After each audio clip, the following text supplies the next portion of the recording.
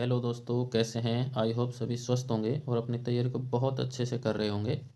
मेरे प्यारे दोस्तों, आज हम एक नए चैप्टर के साथ आपके सामने आए हैं और यह चैप्टर हमारा चुंबकत्व एवं द्रव्य है। यदि आपने अभी तक गतिमान आवेश एवं चुंबकत्व अर्थात विद्युत धारा के चुंबकीय प्रभाव वाले चैप्टर को अभी तक नहीं पढ़ा है, तो आप उसे एक बार अवश्य पढ़ के इस चैप्टर को पढ़ने का प्रयास करें। इसे पढ़ने के बाद आपका बोर्ड एग्जाम में कोई भी क्वेश्चन गलत होने का चांस नहीं रहेगा, इसका हम आपसे वादा करते हैं। तो इस संपूर्ण पाठ का हमने रिवीजन इसके अंदर करना चाह रहे हैं। तो मेरे प्यारे दोस्तों, बिना देरी किए हुए हम चलते हैं। और अगर आप हमारे साथ जुड़े रहना चाहते हैं, इसी तरीके के वीडियोस प्राप्त करना चाहते हैं, तो हमारे चैनल को अवश्य सब्सक्राइब कीजिए और अपने दोस्तों के साथ शेयर कीजिए। मेरे प्यारे दोस्तों, पहला क्वेश्चन आपके सामने, क्या होता है जबकि एक चुंबक को दो खंडों में विभाजित किया जाता है? देखो, दो खंडों का मतलब है मेरे प्यारे दोस्तों, थोड़ा सा हम फास्ट इसका क्या कर लेते हैं, रिवीजन कर लेते हैं। 1 मिनट देखो, कोई भी हमारे पास है, ये छड़ चुंबक है। इस छड़ चुंबक में मेरे प्यारे दोस्तों दो ध्रुव होते हैं, एन और एस। कितने होते हैं मेरे प्यारे दोस्तों? N S. अब देखो, छड़ चुंबक की क्या होती है, कुछ ना कुछ ये होती है लंबाई। इसे क्या कहते हैं? छड़ चुंबक की लंबाई। अब इस जो लंबाई है मेरे प्यारे दोस्तों, इसको चुंबक की कुल लंबाई कहा जाता है। लेकिन चुंबक की जो प्रभावी लंबाई होती है वो क्या होती है मेरे प्यारे दोस्तों? ध्रुवों के मध्य की जो दूरी होती है उसको एल इफेक्टिव कहा जाता है। क्या कहा जाता है? इफेक्टिव, यानी कि प्रभावी लंबाई। क्या कहते हैं? प्रभावी। ये हमारे पास प्रभावी लंबाई होती है, ध्रुवों के मध्य की दूरी।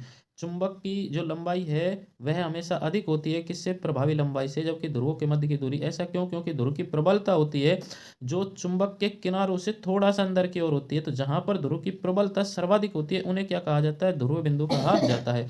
अब जो ध्रुव हमारे पास में चुंबक होता है मेरे प्यारे दोस्तों, उस चुंबक के भी दो चुंबकीय आवेश होते हैं, और एक कैसा होता है हमारे पास? पॉजिटिव, और एक कैसा होता है? नेगेटिव। मान के चलते हैं एक पॉजिटिव होगा, एक कैसा होगा? नेगेटिव होता है। इन्हें चुंबकीय ध्रुव प्रबलता या पोल स्ट्रेंथ कहा जाता है, और जिसका मात्रक होता है एम्पियर इंटू मीटर होता है। अब देखो मेरे प्यारे दोस्तों, हमें क्या कहा गया है कि जब एक सड़चुंबक को दो खंडों में विभाजित, तो मेरे प्यारे दोस्तों पहले बोला है कि लंबाई के लंबवत। देखो, लंबाई के जब लंबवत हम इसे दो भागों में व्यक्त करेंगे, ये हमारे पास कोई चुंबक है, इसको लंबाई के लंबवत ऐसे दो भागों में व्यक्त करेंगे, तो ये हमारे पास में क्या बनेंगे? दो भाग बन जाएंगे। एक भाग ये और दूसरा भाग हमारे पास ये। अब देखो, जब दो भाग बनते हैं मेरे प्यारे दोस्तों, तो यहाँ पर क्रॉस सेक्शनल एरिया में कोई परिवर्तन नहीं होता है, और क्रॉस सेक्शनल एरिया में परिवर्तन नहीं हुआ। अब देखो हुआ क्या कि जब दो भागों में व्यक्त करते हैं, तो क्या यहाँ पर जो पहले ध्रुव एन और एस थे, क्या अब केवल दोनों में, इसमें केवल एस रह गया या इसमें केवल एन रह गया? क्या ऐसा हुआ है क्या? ऐसा नहीं होता है, ऐसा कतई नहीं होता है मेरे दोस्तों। क्योंकि चुंबक के कितने भी भागों में व्यक्त कर दिया जाए, छड़ चुंबक को कितनों भी भागों में व्यक्त कर दिया जाए, हमेशा क्या बनते हैं? दो ध्रुव बनते हैं, एन, और हमेशा क्या बनेंगे? एस। हमेशा एन और क्या बन जाता है? एस। यानी कि छड़ चुंबक में क्या रहते हैं? दो ध्रुव हमेशा बनते हैं। चाहे छड़ चुंबक को लंबवत विभाजित कर दीजिए, चाहे लंबाई के अनुदिश। लंबाई के अनुदिश का मतलब है ये हमारी छड़ चुंबक है मेरे प्यारे दोस्तों, इस छड़ चुंबक को ये लंबाई के अनुदिश क्या कर देते हैं? विभाजित। तो यहाँ से इसका क्रॉस सेक्शनल एरिया क्या हो जाता है? कम हो जाएगा। लेकिन यहाँ पर हमारे पास में हमेशा कितने ध्रुव बनेंगे? एस एन, यानी कि यदि यहाँ पर एस और ये एन है, तो हमेशा कितने ध्रुव बनते हैं मेरे प्यारे दोस्तों? दो ध्रुव ही बनेंगे। यहाँ एकल ध्रुव का एक बात आप नोट कर लें, क्या चुंबक के एकल ध्रुव का स्थायित्व है? तो एकल ध्रुव का हमारे पास में, यानी कि यहाँ पर चुंबक में एकल ध्रुव का कोई भी स्थायित्व नहीं है, यानी कि उसकी स्टेबिलिटी नहीं है। तो आप इसको याद रख लें, स्थायित्व नहीं है मेरे प्यारे दोस्तों। आई होप आपको ये समझ में आया होगा। चलिए नेक्स्ट क्वेश्चन की ओर चलते हैं बिना देरी किए हुए। नेक्स्ट क्वेश्चन आपके स्क्रीन के सामने, स्थिर विद्युत अनुरूप, यानी इसका मतलब है मेरे प्यारे दोस्तों, चुंबकीय द्विध्रुव और विद्युत द्विध्रुव में क्या समानता है? तो मेरे प्यारे दोस्तों, हम देखो सबसे पहले ले लेते हैं विद्युत द्विध्रुव। किसको ले लेते हैं? ये हमारे पास है विद्युत द्विध्रुव। अब ये विद्युत द्विध्रुव जो है मेरे प्यारे दोस्तों, और यहाँ ले लेते हैं हम चुंबकीय द्विध्रुव को।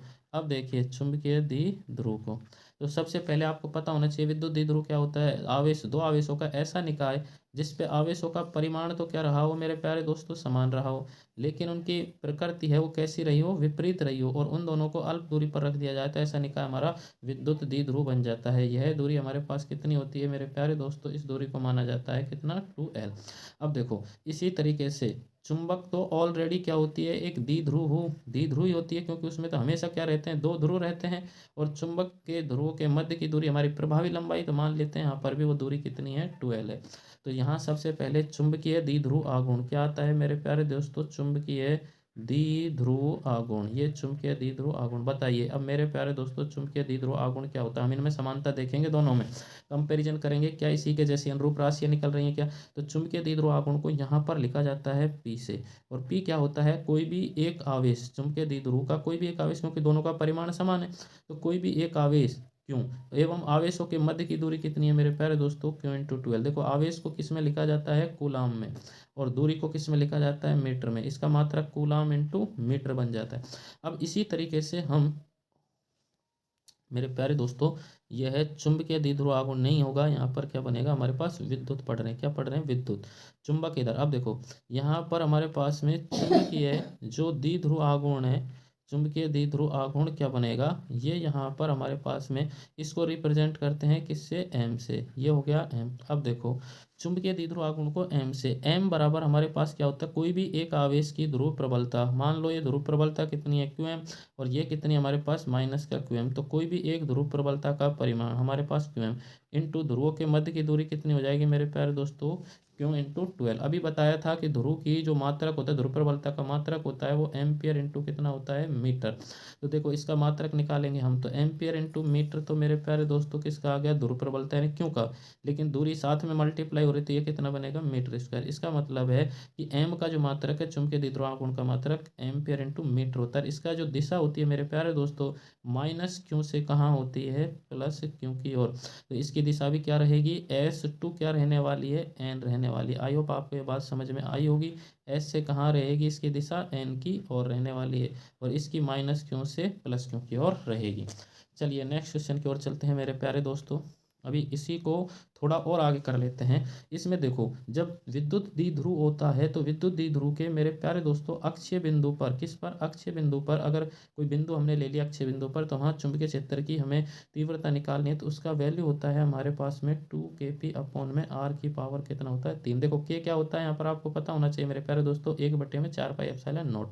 अब यहाँ पर बी, बी यानी कि अगर छड़ चुंबक है हमारे पास, तो बी के जो अक्ष पर अगर हमें निकालना है मान, तो अक्ष का जो मान होता है मेरे प्यारे दोस्तों, वो कितना होता है? म्यू0/4 पाई। ये म्यू0/4 पाई 2m में कितना होता है? R3। अब देखो ये हम निरक्ष पे निकालना चाह रहे हैं, किस पर? निरक्ष पर। अब निरक्ष पर जब निकालेंगे तो वो केवल और केवल मेरे प्यारे दोस्तों KP/ कितना आएगा? R3। लेकिन यहाँ पर जो वैल्यू है वो निरक्ष की जो वैल्यू है, निरक्ष पर जो वैल्यू बनेगी हमारे पास में कितना बनेगा? म्यू0/4 पाई इंटू में m बटे में कितना बनेगा? R3। अब देखो समानता क्या है? P यानी कि चुंबकीय विद्युत द्विध्रुव आघूर्ण अपॉन R3। यहाँ पर हमारे पास चुंबकीय द्विध्रुव आघूर्ण अपॉन में R3 है मेरे प्यारे दोस्तों। अब देखो यदि हमें पहले इन दोनों एक समान चुंबकीय क्षेत्र में यदि रख दिया जाए, एक समान चुंबकीय क्षेत्र में रखा जाए, तो यहाँ पर नेट बल कितना होगा? 0। यदि इसी तरीके से किसी छड़ चुंबक को भी एक समान चुंबकीय क्षेत्र में रखा जाए मेरे प्यारे दोस्तों, तो वहाँ पर भी बल 0।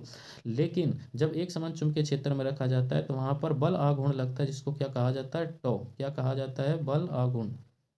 तो ये बल आघूर्ण लगेगा। और बल जो आघूर्ण है मेरे प्यारे दोस्तों, बल आघूर्ण का जो मान होता है टॉ बराबर हमारे पास कितना होता है? PE कितना बनेगा? Sine theta. तो यहाँ पर हमारे पास बल आघूर्ण टॉ बराबर कितना बनता है? MB क्या बनेगा? Sign theta. अब आपको एक चीज समझ में आ गई होगी मेरे प्यारे दोस्तों, जो काम चुंबकीय क्षेत्र में P कर रहा है, विद्युत क्षेत्र में वो काम कौन कर रहा है? M कर रहा है। और जो काम यहाँ पर E हो रहा है, वह यहाँ पर कौन करेगा? B करेगा। आपको ये बात समझ आ जानी चाहिए। अब देखो अगर स्थितिज ऊर्जा की बात करें, तो U यानी कार्य की बात करें, तो माइनस का कितना आता है मेरे प्यारे दोस्तों? ये PE कितना आ जाएगा? Cos theta. लेकिन यहाँ पर हमारे पास में एनर्जी जो है, यानी कि वो कितना आएगा? M इंटू में B कितना आ जाता है? Cos theta. अगर ये साइन है तो इसको हम ऐसे लिख सकते हैं क्या? P×में E। और यहाँ क्या लिख सकते हैं? M×में B। क्या लिख सकते हैं मेरे प्यारे दोस्तों? M×में B। अगर कोस है तो कोस को क्या लिख सकते हैं? माइनस का P डॉट में कितना लिख सकते हैं? E। और इसी तरीके से इसको M.B लिख सकते हैं। आई होप आपको ये बात समझ में आई होगी। चलो मेरे प्यारे दोस्तों, अगर आप अभी तक भी आपने जो चुंबकीय क्षेत्र के पहले विद्युत क्षेत्र के पहले वाले चैप्टर का अगर अध्ययन नहीं किया तो उसका भी एक बार अध्ययन कर ले। उसका भी हम लिंक डिस्क्रिप्शन में दे देंगे। अदरवाइज़ हमारे यूट्यूब चैनल की जो प्ले लिस्ट है उसमें वह हमने मेंशन किया हुआ है, तो आप उस चैप्टर का भी एक बार अध्ययन अवश्य कर लें। यह आपके लिए बोर्ड की परीक्षा की दृष्टि से बहुत ही महत्वपूर्ण साबित हो सकता है। चलिए नेक्स्ट क्वेश्चन हमारे पास में, एक चुंबक की चुंबकीय ध्रुव प्रबलता। देखो चुंबक की चुंबकीय ध्रुव प्रबलता को मेरे प्यारे दोस्तों अभी बताया था हमने, किससे लिखा जाता है, क्यू एम से लिखा जाता है। तो हमने यहाँ पर एक चुंबकीय ध्रुव प्रबलता को क्यू एम बराबर कितना दे दिया, 20 एम्पियर इंटू में मीटर। इसकी प्रभावी लंबाई 10 सेंटीमीटर। देखो इसकी प्रभावी लंबाई, अब जो हमारे पास में वैल्यू है यानी कि 2L का मान जो दे रखा है वो कितना दे दिया यहाँ पर मेरे प्यारे दोस्तों, 10 सेंटीमीटर। और ये 10 सेंटीमीटर को हम जैसे ही कन्वर्ट करेंगे मीटर में तो ये हमारे पास 0.10 क्या बनेगा, मीटर बनेगा। आगे यदि चुंबकीय क्षेत्र, यहाँ पर देखो चुंबकीय क्षेत्र का मतलब है बी, और बी का मान कितना दे दिया मेरे प्यारे दोस्तों, 0.4 गॉस में दिया है। और गॉस को हमें टेस्ला में कन्वर्ट करना है, क्योंकि गॉस कैसी मात्रक है, हमारा सीजीएस। और जब ऐसा ही मात्रक में कन्वर्ट करेंगे मेरे प्यारे दोस्तों तो ये 0.4 इंटू में 10⁻⁴ टेस्ला बनेगा। देखो क्या होता है कि 1 टेस्ला इज इक्वल टू मेरे प्यारे दोस्तों 10 की पावर कितना होता है, +4 गॉस होता है। लेकिन एक गॉस निकालेंगे तो ये 10⁻4 टेस्ला के नीचे, जब ये ऊपर आएगा तो 10⁻⁻4 टेस्ला बनेगा। आई होप आपके बात समझ में आई होगी। एक दंड चुंबक पर कार्यरत बल आघूर्ण की गणना करो। कार्यरत बल आघूर्ण, बल आघूर्ण अभी बताया था आपको कितना होता है, टॉ बराबर mb sin थीटा, वो निकालना है। कब, जब चुंबकीय क्षेत्र के साथ यह कितने डिग्री का कोण बना रही हो, थीटा बराबर मेरे प्यारे दोस्तों कितना डिग्री का, 30 डिग्री का। अब देखो हमें सॉल्यूशन करना है तो हमें ये चीज़ें गिवन है। अब जो ज्ञात करना है उसका एक बार सूत्र निकाल लेते हैं। तो हमें पता है जो बल आघूर्ण है क्या होता है, बल आघूर्ण जिसे टॉर्क कहा जाता है, क्या कहा जाता है, टॉर्क कहा जाता है मेरे प्यारे दोस्तों। टॉर्क का सूत्र होता है टॉ बराबर हमारे पास वैल्यू होती है एम बी, जो वैल्यू बनेगी हमारे पास में sine theta, M B sine theta. अब बताओ तो मेरे प्यारे दोस्तों एम का वैल्यू कितना है यहाँ पर, अभी हमें एम का वैल्यू यहाँ है ही नहीं, बी का वैल्यू दे रखा है, थीटा दे रखा है। तो मैं अब हम क्या करते हैं, 1 मिनट के लिए यहाँ पर हम इस समीकरण को नंबर दे देते हैं 1, और यहाँ से एम का मान निकालते हैं। अब हमें पता है एम क्या होता है, चुंबकीय द्विध्रुव आघूर्ण। क्या होता है, द्विध्रुव आघूर्ण। ये द्विध्रुव हमारे पास क्या बन गया, आघूर्ण बना। अब देखो द्विध्रुव आघूर्ण का जो मान होता है वो होता है एम, और एम बराबर कोई भी एक ध्रुव की ध्रुव प्रबलता क्यू एम इंटू ध्रुवों के मध्य की प्रभावी लंबाई 12। तो देखो मेरे प्यारे दोस्तों जब हम क्या करते हैं यहाँ पर इसमें मान रखते हैं एम में, तो ये वैल्यू एम। अब देखो क्यू एम का मान कितना दे रखा है हमें, 20 इंटू में ये देखो 20, और एल 12 का मान कितना दे रखा है हमें, 0.10। जब 20 को 0.10 से मल्टीप्लाई करेंगे तो यह वैल्यू हमारे पास कितनी निकल के आएगी, यहाँ से अगर मल्टीप्लाई करना चाहें तो कर लें, और इसको ये वैल्यू हमारे पास कितनी निकल के आएगी, 2। अब इसका मात्रक क्या बन जाएगा, एम्पियर इंटू में मीटर स्क्वायर, क्योंकि इसका एम्पियर इंटू मीटर दूरी से मल्टीप्लाई करेंगे तो मीटर और बढ़ेगा, एम्पियर इंटू मीटर स्क्वायर। अब देखो एम का मान आ गया मेरे प्यारे दोस्तों। अब एम का मान, बी का मान और थीटा का मान समीकरण 1 में रखने पर, समीकरण 1 में मान रखने पर, ये समीकरण 1 है और इसमें क्या रख रहे हैं, मान रखने पर। अब हमने मान रखेंगे मेरे प्यारे दोस्तों, तो मान रखें, तो मान रखा हमने, तो ये टॉ, और टॉ बराबर एम का मान देखो कितना है हमारे पास 2, इंटू बी का मान कितना है हमारे पास में 0.4 इंटू 10⁻⁻के कितने 4, इंटू साइन हमारे पास कितना है 30 डिग्री, और तो ये हमारे पास साइन 30 डिग्री। अब हमने जैसे यहाँ मान निकालना चाह रहे हैं तो ये वैल्यू हमारे पास 4 दूनी कितना बनेगी मेरे प्यारे दोस्तों, 0.8 बन जाएगी, क्योंकि 2 को 0.4 से मल्टीप्लाई तो 0.8 इंटू 10⁻⁻ का कितना बनेगा 4, और साइन 30 का मान आपको पता होना चाहिए कितना होता है 1/2। अब देखो इस 2 से इसको जब काटेंगे तो फिर से कितना बनेगा हमारे पास में 0.4, और 0.4 बना यहाँ पर, तो 0 पॉइंट हमारे पास में कितना बन गया 4, इंटू में ये 10⁻⁻4। अब और बढ़ाना चाहें तो कर लेंगे, अदरवाइज यहीं छोड़िए इसको, और इसका जो मात्रक बनेगा वो क्या बनेगा, टॉर्क का मात्रक होता है न्यूटन इंटू मीटर। अब मेरे प्यारे दोस्तों आपको ये बात समझ में आई होगी। 0.4 into 10⁻⁻4, 0.4 into 10⁻⁻4 newton into metre, इसका क्या होता है, मात्रक हो जाएगा, मान निकलेगा। अब देखिए मेरे प्यारे दोस्तों नेक्स्ट क्वेश्चन की ओर चलते हैं, बिना देरी किए हुए नेक्स्ट क्वेश्चन आपके स्क्रीन के सामने ये स्क्रीन के सामने आपका नेक्स्ट क्वेश्चन, और इसमें पूछा गया है मेरे प्यारे दोस्तों, यदि चुंबकीय एकल ध्रुव का अस्तित्व होता तो चुंबकत्व संबंधित गाउस का नियम क्या होता। अब देखो, इससे पहले आपको, इसे समझने से पहले हमें विद्युत के नियम के लिए विद्युत फ्लक्स से संबंधित गाउस का नियम पढ़ना पड़ेगा।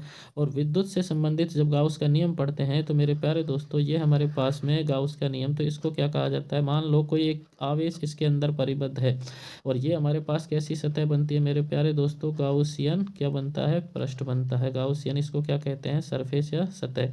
तो जब किसी आवेश जब कोई आवेश किसी सतह से, निर्वात में किसी सतह या पृष्ठ से परिबद्ध होता है तो उससे गुजरने वाला जो कुल फ्लक्स होता है, फाई का जो मान होता है, वह कुल आवेश का 1/में ε0 होता है, यानी कि क्यू नेट का क्या होता है, 1/में ε0, या कुल आवेश का 1/में होता है। तो ये यहाँ से वैल्यू हमारे पास क्या आ गई, क्यू नेट बटे में वैल्यू आ गई ε0। अब देखो यहाँ कब आया मेरे प्यारे दोस्तों, जब ये परिबद्ध है, आवेश किसी पृष्ठ से, किसी सतह से परिबद्ध है। तो यानी कि यहाँ पर क्या हो सकता था, Q1 ये हो सकता था, Q2 ये हो सकता था Q3 हो। अब सोच के देखो, यदि हमारे पास यहाँ ये तीनों आवेश नहीं होते, केवल और केवल क्या होता है, द्विध्रुव होता है, यानी कि एक होता है माइनस का क्यों और एक होता है प्लस का क्यों। तो यहाँ पर देखो कुल आवेश कितना आ जाता, यानी कि द्विध्रुव का जो कुल आवेश है मेरे प्यारे दोस्तों, एक हो जाता माइनस क्यों और एक हो जाता प्लस क्यों, और वो कितना हो जाता है, 0। तो बताओ फ्लक्स का जो मान निकलेगा, flux phi is equal to q net 0/में ε0, तो कितना प्राप्त हो जाता है, 0 हमें द्विध्रुव के कारण। ये बात आपको समझ में आई होगी। अब देखो, चुंबक से संबंधित मेरे प्यारे दोस्तों जो गाउस का नियम होता है वह क्या कहता है कि इसी तरीके से किसी बंद पृष्ठ से जो परिबद्ध, जो हमारे पास में, यानी कि विद्युत चुंबक के लिए अगर पूछा है, यहाँ क्या था हमारा, विद्युत का था। और ये चुंबक से संबंधित जो फ्लक्स होता है वह हमारे पास में बी डॉट, जो वैल्यू होती है हमारे पास डी है, वो कितनी आनी चाहिए, वैसे एक्चुअल टीम होती कितनी है मेरे प्यारे दोस्तों, 0। लेकिन इसमें क्या बोला गया है कि यदि क्या होता, एकल ध्रुव की स्टेबिलिटी होती तो क्या होता। अब देखो 0 क्यों हो, उसके पीछे रीजन मैं बताता हूँ। यहाँ पर ये वैल्यू हमारे पास कितना होता है, μ0 इन टू में क्यू एम का क्या होगा, नेट होगा, यानी कि चुंबकीय ध्रुव प्रबलताओं का क्या होगा, कुल चुंबकीय ध्रुव प्रबलता। लेकिन चुंबक अपने आप में ही क्या होती है, मान लो हमने किसी परिबद्ध आवेशी, हमने सतह लिया और इस सतह में एक चुंबक को क्या कर दिया, बंद। तो ये हमारा एस बना, ये एन बना। अब बताओ, चुंबक के अकेले का कोई स्थायित्व तो नहीं होता, हमेशा कितने ध्रुव रहेंगे, 2 ध्रुव के साथ। अगर ये ध्रुव पॉजिटिव है तो ये नेगेटिव है, तो ये एक दूसरे के प्रभाव को क्या कर देंगे, नष्ट। और यहाँ से हमारे पास में जो वैल्यू है क्यू नेट है, वो कितना बनेगा, एक तो बनेगा क्यू एम पॉजिटिव और दूसरा क्या बनेगा, क्यू एम नेगेटिव। दोनों एक दूसरे को कैंसिल कर देंगे। यहाँ से हमारे पास कुल फ्लक्स है, कुल चुंबकीय फ्लक्स कितना हो जाएगा, बी डॉट डी ए का मान मेरे प्यारे दोस्तों कितना आ जाएगा, 0 आ जाएगा। अब ये तो कब है कि जब एक छड़ चुंबक ही परिबद्ध हो। अब अगर एकल ध्रुव होता, एकल ध्रुव का मतलब है कि कोई सा एक ही आवेश होता, तो एकल ध्रुव में यह जो स्थिति मेरे प्यारे दोस्तों कैसी बन जाती, ये हमारे पास में, ये हमने क्या साइन लगाया है कि बंद सतह है, B dot D A equal to जो वैल्यू बनेगी μ0 इन टू में क्यू एम बनेगा। आई होप आपको ये बात समझ में आई हो गई, क्योंकि एकल ध्रुव होता तो केवल और केवल एक ही रहता हमारे पास में, यानी कि ये मान लो, ये क्या बन गया हमारे पास में, एस बन गया, तो इसी को परिबद्ध कर देंगे तो केवल एक का ही मान आ जाता, और दोनों हो जाएंगे तो कुल जो हमारे पास में चुंबकीय आवेश है वो कितना हो जाता है, 0 हो जाता है। आई होप आपको समझ में आया होगा कि एकल ध्रुव के लिए जो हमारे पास समीकरण है वह कैसा रूप ग्रहण कर लेती, ये रूप ग्रहण कर लेती। चलिए नेक्स्ट क्वेश्चन की ओर चलते हैं मेरे प्यारे दोस्तों। यहाँ पर देखो, चुंबकन जो तीव्रता है, वह चुंबकन तीव्रता क्या होती है मेरे प्यारे दोस्तों, चुंबकन तीव्रता को हम रिप्रेजेंट करते हैं आई से। किससे करते हैं, आई मीन्स होता है मेरे प्यारे दोस्तों इंटेंसिटी। किससे, इंटेंसिटी। चुंबकन क्षेत्र होता है जिसे किससे करते हैं, एच से। चुंबकीय पारगम्यता को किससे करते हैं, म्यू से। और चुंबकीय प्रवृत्ति को करते हैं काई से। अब देखो, आई का जो वैल्यू होता है हमारे पास में, यानी कि किसी भी पदार्थ जो होता है हमारे पास, उसका क्या होता है, आयतन होता है। उस आयतन में, प्रति इकाई आयतन में उपस्थित चुंबकीय द्विध्रुव आघूर्ण, ध्यान से सुनो, प्रति इकाई आयतन में उपस्थित चुंबकीय द्विध्रुव आघूर्ण, यानी कि ये हमारे पास प्रति इकाई आयतन बन गया V, आयतन हो गया V। प्रति इकाई आयतन में उपस्थित चुंबकीय द्विध्रुव आघूर्ण, द्विध्रुव आघूर्ण क्या बनेगा मेरे प्यारे दोस्तों, M, तो यानी कि M/V। अब देखो, एम का यानी कि चुंबकीय द्विध्रुव आघूर्ण का मात्रक हमको पता था एम्पियर इंटू में क्या होता है मीटर स्क्वायर बटे में आयतन का कितना बनता है मीटर क्यूब। तो 2 स्क्वायर से ये 2 कटेंगे, केवल एम्पियर इंटू क्या एम्पियर बटे में क्या बचेगा मेरे प्यारे दोस्तों मीटर। तो ये इसका मात्रक बन जाएगा और इसकी जो वीमा लिखनी होगी तो वीमा हम क्या लिखेंगे यहाँ से यानी कि L-1 इंटू में A1। तो ये इसका क्या बन जाएगा वीमा बनेगा। आई होप आपको ये बात समझ में आई होगी। दूसरा, ये कैसी राशि होती है सदिश। अब देखो चुंबकन जो क्षेत्र होता है हमारे पास में, एक वैल्यू और लिखा देते हैं आपको, वो होता है बी। यानी कि ये बी होता है हमारे पास में क्या होता है चुंबकीय प्रेरण। क्या होता है चुंबकीय प्रेरण, ये वाली वैल्यू चुंबकीय प्रेरण। अब देखो मेरे प्यारे दोस्तों, जो H होता है हमारे पास में, H क्या है, ये वाला जो वैल्यू है H यहाँ पर लिखते हैं निर्वात में, यानी कि निर्वात में जो चुंबकीय प्रेरण जो है अगर निर्वात में उत्पन्न हो रहा है तो चुंबकीय प्रेरण व निर्वात की पारगम्यता, ये निर्वात की जो पारगम्यता होती है, इनके जो अनुपात होता है वह हमारा क्या कहलाता है चुंबकन क्षेत्र कहलाता है। या फिर किसी पदार्थ के अंदर चुंबकीय क्षेत्र जो डेवलप हो जाता है उसे क्या कहा जाता है, यानी कि किसी अन्य पदार्थ को लाने पर वह किस तरीके से चुंबकीय क्षेत्र डेवलप करता है वह क्या कहलाता है उसका चुंबकन क्षेत्र कहलाता है। इंटेंसिटी ऑफ मैग्नेटाइजेशन कहलाता है चुंबकन तीव्रता। और हमारे पास ये जो चुंबकन क्षेत्र होता है ये मैग्नेटाइजिंग फील्ड होता है। अब देखो चुंबकीय पारगम्यता, चुंबकीय पारगम्यता का मतलब है कि किसी रीजन में से कितने प्रभावी तरीके से प्रबल तरीके से चुंबकीय क्षेत्र रेखाएं पारगमित होती हैं वह चुंबकीय पारगम्यता कहलाता है। और यह जो चुंबकीय पारगम्यता है मेरे प्यारे दोस्तों, ये हमारे पास में क्या होता है, इसमें क्या है मेरे प्यारे दोस्तों, अभी बताया आपको कि ये क्या होता है चुंबकीय प्रेरण और ये है चुंबकन क्षेत्र। तो जो चुंबकीय पारगम्यता होती है म्यू, वो क्या होता है चुंबकीय प्रेरण व चुंबकन क्षेत्र H, इन दोनों का अनुपात क्या कहलाता है हमारा चुंबकीय पारगम्यता कहलाता है। आई होप आपको ये बात समझ में आई होगी। ये तो किसी माध्यम के लिए है फॉर मीडियम, किसके लिए मेरे प्यारे दोस्तों फॉर मीडियम, ये हमारे पास में किसके लिए है मीडियम के लिए। बट वैक्यूम के लिए, किसके लिए निर्वात के लिए मेरे प्यारे दोस्तों, निर्वात के लिए क्या होगा निर्वात है तो यहाँ पर क्या बनेगा म्यू नॉट और ये वैल्यू हमारे पास क्या बनेगी मी नॉट अपॉन में क्या बन जाएगा H। आई होप आपको ये बात समझ में आई होगी। अब देखिए एक हमारे पास होती है इसका यह चुंबकीय प्रवृत्ति जिसे कहा जाता है मेरे प्यारे दोस्तों, यह चुंबकीय प्रवृत्ति है। यह चुंबकीय प्रवृत्ति क्या होती है, जो हमारे पास में चुंबकन तीव्रता है, चुंबकन जो तीव्रता है यानी किसी भी पदार्थ के अंदर जो चुंबकीय गुणधर्म उत्पन्न होने वाले हैं उसके प्रति इकाई आयतन के अंदर, वह किसके कारण होता है चुंबकन क्षेत्र में रखने पर होते हैं, अलाइंड होते हैं वो। तो यानी कि जितना प्रभावी चुंबकन क्षेत्र होगा उतनी ही उसके अंदर चुंबकन तीव्रता डेवलप होगी। इसका मतलब है कि इंटेंसिटी है जो किसके प्रोपोर्शनल होने वाली है मेरे प्यारे दोस्तों चुंबकन क्षेत्र यानी H के समानुपाती होगी। और जब यहाँ से हमने I यानी कि समानुपाती नियतांक हटाते हैं तो हमारे पास में ये काई आ जाता है और ये H हो जाता है। अब देखो इसकी एक नई परिभाषा दे सकते हैं मेरे प्यारे दोस्तों, ये हमारे पास में काई इजिकल टू जो वैल्यू बनेगी आई अपॉन में कितना हो जाएगा H, ये आई अपॉन कितना बन गया H। आई होप आपको ये बात समझ में आई होगी। अब देखो ये कितना बन गया आई अपॉन में वैल्यू बन गई H। तो यहाँ पर इसको ये भी कह सकते हैं कि यह चुंबकन तीव्रता व चुंबकन क्षेत्र के अनुपात को चुंबकीय प्रवृत्ति कहा जाता है। चुंबकन क्षेत्र I व चुंबकन तीव्रता व चुंबकन क्षेत्र H के अनुपात को क्या कहा जाता है चुंबकीय प्रवृत्ति कहा जाता है।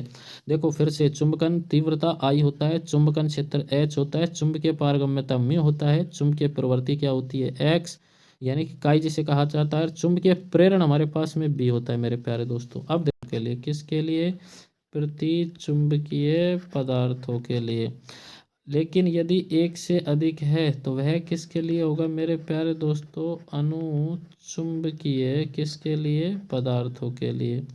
और यदि हमारे पास एक से बहुत अधिक है, एक से ग्रेटर देन 1 है, तो ऐसी स्थिति ये किन के लिए होते हैं हमारे पास में लोहे चुंबकीय पदार्थ। कौन होते हैं लोहे चुंबकीय मेरे प्यारे दोस्तों क्या होते हैं पदार्थ।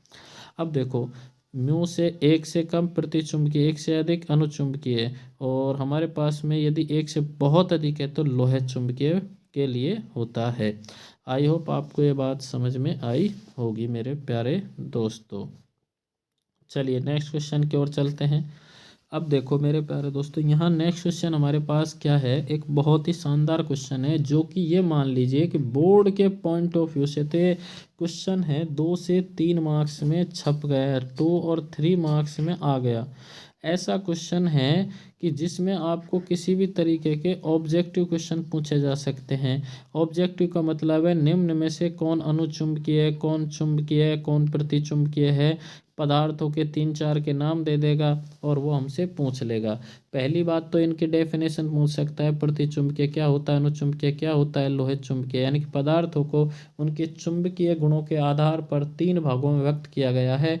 तो पहला हमारे पास है पदार्थ प्रतिचुंबकीय, द्वितीय हमारे पास में अनुचुंबकीय, तृतीय हमारे पास में लोहे चुंबकीय। तो first of all my dear friend, जो दोज हमारे पास सब्सटेंस यानी कि जो भी पदार्थ होते हैं, यदि उन्हें चुंबकीय क्षेत्र में रखने पर, यदि वो ध्यान से देखो प्रति, यहाँ वर्ड इसको ध्यान से देखो, प्रति है तो प्रति का मतलब है विपरीत, अपोजिट होने वाले हैं, विपरीत दिशा में, मामूली से क्या हो जाते हैं, चुंबकित हो जाते हैं विपरीत दिशा में। ऐसे पदार्थ जो चुंबकीय क्षेत्र में रखने पर विपरीत दिशा में चुंबकित होते हैं वो प्रति चुंबकीय कहलाते हैं। गांठ बांध लीजिए, प्रति मतलब विपरीत, एंटी होते हैं। अनुचुंबकीय थोड़े से चुंबकित होते हैं और चुंबकीय क्षेत्र की दिशा में ही क्या होते हैं, मामूली, किसमें, चुंबकीय क्षेत्र की दिशा में ही मामूली से क्या हो जाते हैं, चुंबकित हो जाते हैं। लोहे चुंबकीय ऐसे होते हैं, देखो लोहा होता है चुंबक को बहुत ही हाईली अट्रैक्ट करता है, बहुत तेजी से।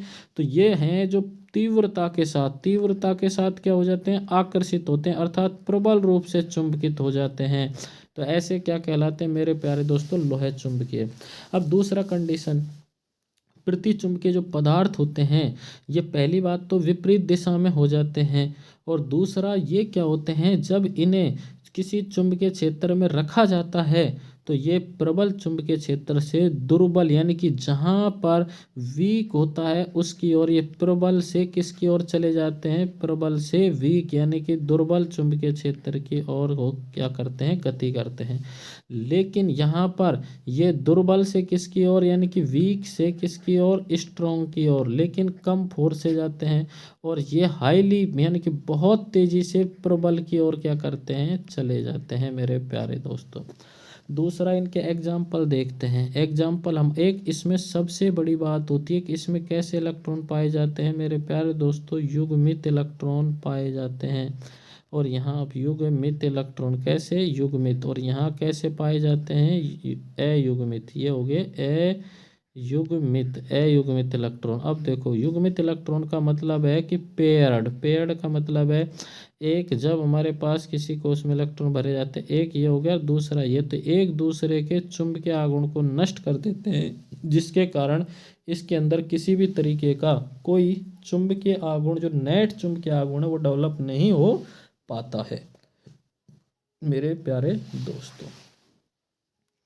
लेकिन इसके उदाहरण Zn, जिंक हो गया, कॉपर है, सिल्वर है, ओरम है, सोना है, बिस्मिथ है, फास्फोरस है, एंटीमनी है, H2O जल है, NaCl है, हाइड्रोजन है, तो ये नाइट्रोजन है, ये किसके उदाहरण हैं प्यारे दोस्तों, प्रतिचुंबकीय पदार्थों के। अब अनुचुंबकियों के क्या उदाहरण है, अनुचुंबकियों के देखो एल्युमिनियम है, जिंक है, कॉपर है, मैग्नीज है, सोडियम है, प्लूटोनियम है। ये ओरम जो है ये यहाँ पर भी होता है, कुछ मात्रा में इसके अंदर क्या हो जाती है, कंडीशन होती है। वैसे तो ओरम प्रतिचुंबकीय पदार्थ ही होता है। सोना है जो चुंबक को अट्रैक्ट नहीं करता है, एवं ऑक्सीजन। लेकिन मेन इम्पोर्टेंट है आपके पास में लोहे चुंबकीय पदार्थ। क्या है, लोहे चुंबकीय पदार्थ। इसमें क्या होता है मेरे प्यारे दोस्तों, निकेल, कोबाल्ट और फेरस, और इसके क्या होते हैं, मिश्र धातु होते हैं। वैसे जो ये एल्युमिनियम आया है, एक वर्ड होता है हमारे पास में एल निको, क्या होता है, इसको मैं 1 मिनट लिखता हूँ, एल निको। देखो एल निको का मतलब क्या होता है मेरे प्यारे दोस्तों, एल निको, आपने सुना होगा एल निको का वर्ड, एल निको, ये एल नी और को, तो पूरा वर्ड है एल्निको, लेकिन इसको जब एल को लिखा जाता है तो ये लिखा जाता है एल्युमिनियम। ये है नी का मतलब होता है निकेल, क्या होता है निकेल, और को का मतलब होता है कोबाल्ट। इन तीनों से मिलके क्या बनती है, चुंबक बनती है। क्या बनती है, चुंबक बनती है, एल्निको। अब हमारे पास में एल्युमिनियम निकेल कोबाल्ट जब चुंबक बनती है तो चुंबक चुंबक को अट्रैक्ट या क्या करती है, रिपेल करेगी। तो यहाँ पर प्रबल तीव्रता से क्या करेगी, ये इस पे बल लगाएगी। तो ये क्या क्या है, मिलके बना होता है निकेल कोबाल्ट और फेरस, और इनके मिश्र धातुओं के सम्मिश्रण से क्या बनती है, हमारे पास लोहे चुंबकीय पदार्थ बनते हैं। देखिए अब इनका हम विस्तृत रूप से मेरे प्यारे दोस्तों हम इस टेबल की सहायता से इनमें डिफरेंस देखते हैं, क्या क्या कंपैरिजन है, जो जो तुलनात्मक अध्ययन है वो देखते हैं। देखो गुण क्या है हमारे पास, पहली बात तो गुण, चुंबकीय क्षेत्र में व्यवहार। बहुत शानदार तरीके से आपको इसको देखना है मेरे प्यारे दोस्तों। बताइए कि जब हम इनको किसी चुंबकीय क्षेत्र में रखते हैं तो देखो क्या होता है, तो प्रति चुंबकीय पदार्थों का व्यवहार विपरीत दिशा में क्या हो जाते हैं, चुंबकित। ये वर्ड ध्यान रखना है, विपरीत दिशा में चुंबकित। यहाँ चुंबकीय क्षेत्र की दिशा में ही हो जाते हैं, और ये प्रबल चुंबकीय क्षेत्र से प्रबल चुंबकित हो जाते हैं। दूसरा, चुंबक ध्रुव पास लाने पर, किसी चुंबकीय ध्रुव को पास लाने पर क्या हो जाते हैं, ये प्रतिकर्षित होते हैं। कैसे होते हैं, प्रतिकर्षित होते हैं। ये अल्पाकर्षित हो जाते हैं मेरे प्यारे दोस्तों, अनुचुंबकीय अल्पाकर्षित। देखो प्रतिचुंबकीय विपरीत, प्रतिचुंबकीय प्रतिकर्षित होते हैं। क्या होते हैं, प्रतिकर्षित।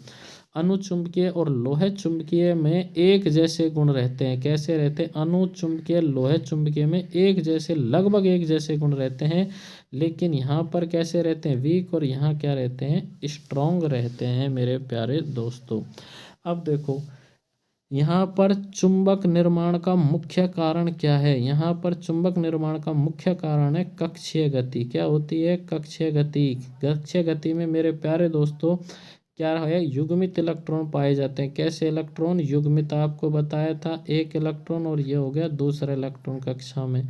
अब जब ये दो इलेक्ट्रॉन, दोनों के दोनों इलेक्ट्रॉन जब गति करते हैं तो क्या होता है कि एक का चक्रण ऐसे और दूसरे का चक्रण एक दूसरे के विपरीत दिशा में गति करते हैं, एक ये और दूसरा ये।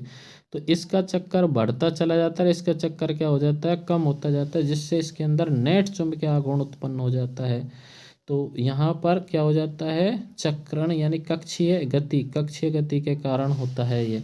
लेकिन इलेक्ट्रॉन की यहाँ पर हमारे पास में सेकंड अनुचुंबकीय में क्या होता है मेरे प्यारे दोस्तों, चक्रण एवं कक्षीय गति दोनों, चक्रण एवं कक्षीय गति। चक्रण का मतलब है वह अपनी जो इलेक्ट्रॉन है वह कक्षा में घूम तो रहा है, यहाँ पर तो चक्कर लगा रहा है, लेकिन वह अपनी अक्ष पर भी क्या होता है, घूमता रहता है।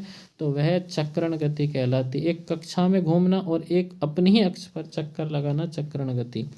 लेकिन जो हमारे पास में लोहे चुंबकीय पदार्थ होते हैं उनमें क्या बन जाते हैं मेरे प्यारे दोस्तों, डोमेन बनते हैं। कोई भी पदार्थ पहले इस तरीके से अलग अलग ऐसे रहता है, मान लो ये हमारे पास में क्या है, स्थिति है। ये स्थिति क्या है कि कोई भी हमारे पास मान लो ऐसा पदार्थ है जिसमें कुछ बहुत सारे हिस्से बन रहे हैं, और इन हिस्सों में क्या हो रहा है कि इलेक्ट्रॉन्स जो जिनका अलाइंड है वो मूवमेंट है वो इस तरीके का है, कहीं कैसे कहीं कैसे, और इसका नेट चुंबकीय द्विध्रुवागुण कितना होता है, 0 होता है।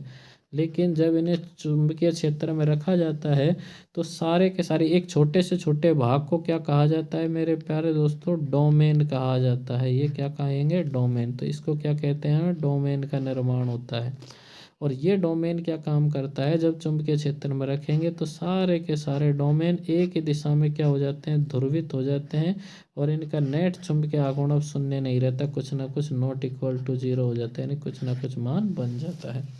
नेक्स्ट, असमान चुंबकीय क्षेत्र में व्यवहार। देखो जब असमान चुंबकीय क्षेत्र यानी कहीं कम और कहीं अधिक है, तो ये बताओ, अभी बताया था कि प्रतिचुंबकीय कहाँ गति करते हैं, दुर्बल चुंबकीय क्षेत्र की ओर विस्थापित हो जाते हैं, यानी कम तीव्रता के चुंबकीय क्षेत्र की ओर क्या हो जाते हैं, विस्थापित हो जाते हैं। दूसरा, ये अनुचुंबकीय है तो ये किसकी ओर हो जाएंगे, अधिक तीव्रता की ओर, लेकिन कम से अधिक तीव्रता की ओर आकर्षित होंगे। लेकिन ये बहुत ही तेजी से प्रबल विस्थापित हो जाते हैं, तेजी से चुंबकीय क्षेत्र, प्रबल चुंबकीय क्षेत्र की ओर विस्थापित होते हैं। चुंबकीय क्षेत्र में से पदार्थ में से गुजरने वाली बल रेखा। अब देखो यहाँ पर मेरे प्यारे दोस्तों एक छोटा सा, ये बहुत ही शानदार है। ये हमारे पास क्या है, एक छड़ चुंबक मान लेते हैं। अब सॉरी, ये क्या है, हमारे पास प्रतिचुंबकीय पदार्थ है। जब चुंबकीय क्षेत्र रेखाओं में से गुजारा जाता है तो ये इससे प्रतिकर्षित होकर ऐसे बाहर से क्या हो जाती हैं, निकल जाती हैं। ये आपको भी बनाना पड़ेगा। कैसे हो जाती हैं, बाहर से निकल जाती हैं, इससे क्या हो जाती हैं, प्रतिकर्षित हो जाती हैं। लेकिन यदि यहाँ से अगर हमने किसी पदार्थ को, यानी किसी पदार्थ में से चुंबकीय क्षेत्र रेखा को गुजारेंगे तो कुछ रेखाएं इस तरीके से ऐसे गुजर जाएंगी, ये रेखाएं कुछ ऐसे गुजर जाएंगी। लेकिन कुछ रेखा इसके अंदर से भी पारगमित हो जाती है, कुछ मात्रा में थोड़ी सी क्या हो जाती है, संख्या बढ़ जाती है। लेकिन अगर हमारे पास लोहे चुंबकीय पदार्थ है मेरे प्यारे दोस्तों, कैसा पदार्थ है, लोहे चुंबकीय पदार्थ है, तो all the electric sorry magnetic field lines passes through it, यानी कि सभी लाइंस कहाँ से गुजर जाएंगी, इसके अंदर से जाने वाली है। तो यहाँ तीव्रता का मान क्या हो जाता है, बहुत ही अधिक बढ़ जाता है। नेक्स्ट हमारे पास में म्यू आर क्या होता है, अपेक्षित घनत्व भी बताया था। इसका मान क्या होता है, धनात्मक तो होता है लेकिन एक से कम होता है। यहाँ धनात्मक होता है एक से अधिक, और यहाँ धनात्मक भी होता है एक से बहुत अधिक होता है, ग्रेटर देन 1। चुंबकन की दिशा, चुंबकन की दिशा क्या हो जाती है, अल्प तथा एच के क्या रहती है, विपरीत। यहाँ एच की ही दिशा में रहती है, एच की ही दिशा में रहेगी लेकिन बहुत अधिक। नेक्स्ट हमारे पास चुंबकीय प्रवृत्ति, देखो चुंबकीय प्रवृत्ति जो होती है उस ताप पर क्या करती है, निर्भर नहीं करती। यहाँ does not depend on temperature. ऐसे पूछा जाता है कि कौन से पदार्थों की चुंबकीय प्रवृत्ति तापमान पर निर्भर नहीं करती, तो वो कौन से पदार्थ है, हमारे पास अनुचुंबकीय पदार्थ हैं। लेकिन यहाँ पर क्यूरी ताप के रेस्पेक्ट में क्या होता है, ये डिपेंड करती है चुंबकीय प्रवृत्ति is directly proportional to 1/T। अब 1/T होता है यानी कि व्युत्क्रमानुपाती होता है, इसे क्यूरी का नियम कहा जाता है। और एक क्यूरी के ताप से अधिक ताप होने पर कोई भी जो अनुचुंबकीय लोहे चुंबकीय पदार्थ है वह अपने जो चुंबकीय गुण है उनको क्या कर देता है, समाप्त कर देता है। आई होप आपको मेरे प्यारे दोस्तों यह बात समझ में आई होगी। लेकिन जैसे ही हमारे पास में कौन सा होता है, लोहे चुंबकीय पदार्थ होता है, वहाँ पर भी ताप बढ़ाने पर जो हमारे पास में चुंबकीय प्रवृत्ति है उसका मान क्या हो जाता है, कम हो जाता है, यानी कि ताप पर निर्भरता होती है। और इसको क्यूरी वाइज नियम भी कहा जाता है मेरे प्यारे दोस्तों। अब देखो चुंबकन प्रवृत्ति जो होती है उसका मान किसके लिए, हमारे पास में जो प्रतिचुंबकीय पदार्थ हैं उनके लिए कैसा होता है, ऋणात्मक होता है। और जो सेकंड हमारे पास अनुचुंबकीय पदार्थ है मेरे प्यारे दोस्तों, उनके लिए अल्प धनात्मक होता है। और इनके लिए क्या होता है, बहुत अधिक होगा, और वो कैसा रहने वाला है, धनात्मक ही रहेगा लोह चुंबकीय पदार्थों के लिए। तो मेरे प्यारे दोस्तों आज हमने एक ही क्लास में इसको लगभग पूरे चैप्टर को कुछ इस तरीके से सोल्व किया है कि यह एग्जाम में जो हमारा क्वेश्चन बनने वाला है वो कहाँ से बनेगा, ये वाला जो पॉइंट आपके पास है इसी पॉइंट से यह क्वेश्चन बनेगा यहाँ पर कि प्रतिचुंबकीय लोहे चुंबकीय व अनुचुंबकीय पदार्थों में अंतर लिखिए, 3 अंतर, 4 अंतर, या उदाहरण सहित किसी एक को पूछ लेगा। तो आपको पता होना चाहिए मेरे प्यारे दोस्तों कौन कौन से गुणधर्म कौन से होते हैं। तो आई होप आपको एक क्लास समझ में आया होगा। अगर किसी तरीके का अगर कहीं क्वेरी है तो उसको ज़रूर कमेंट करके बताएं। और अगर अभी तक आपने पिछली क्लास को नहीं देखा है, गतिमान आवेश एवं चुंबकत्व, या फिर हमने जो डाला हुआ है कि विद्युत धारा के चुंबकीय प्रभाव, उस क्लास को एक बार अवश्य देख लें क्योंकि उसमें भी महत्वपूर्ण क्वेश्चनों का संकलन है और इस क्लास के अंदर भी बहुत ही महत्वपूर्ण क्वेश्चन है। तो हम उम्मीद करते हैं कि आप अपनी तैयारी को बहुत ही बेहतर बनाएंगे। अभी भी आपके पास समय है मेरे प्यारे दोस्तों, अभी 1 महीना आपके पास बचा हुआ है और इसी महीने में आप कुछ कर सकते हैं क्योंकि समय का अगर सही सदुपयोग करेंगे तो 1 महीने में आप निश्चित ही सफलता को प्राप्त कर लेंगे। क्योंकि इस समय अगर आप रिवीजन करते हैं तो हमें लंबे समय तक हमारे दिमाग में मेमोरी के रूप में छपा रहता है। तो हम उम्मीद करते हैं कि आप अपनी तैयारी को बहुत ही बेहतरीन बनाएंगे और अच्छे से अभ्यास करते हुए सभी प्रश्नों को बार बार रिवीजन करते हुए, तभी ये संभव हो पाएगा रिवीजन से ही तो मेरे प्यारे दोस्तों, आपको रुकना नहीं है, और रुक गए तो फिर कुछ हासिल नहीं हो सकता। आपको बस मेहनत करते रहना है, इसी समय आप कुछ कर सकते हैं। और डिसीजन ले लीजिए, अभी हमें कुछ करके दिखाना है तो आप कर सकते हैं। तो कहा जाता है कि मान लो तो हार और ठान लो तो जीत। तो अब आपको ठान लेना है कि और अपनी जिद पे अड़ जाना है कि आई कैन डू इट, हम ये कर सकते हैं। If you can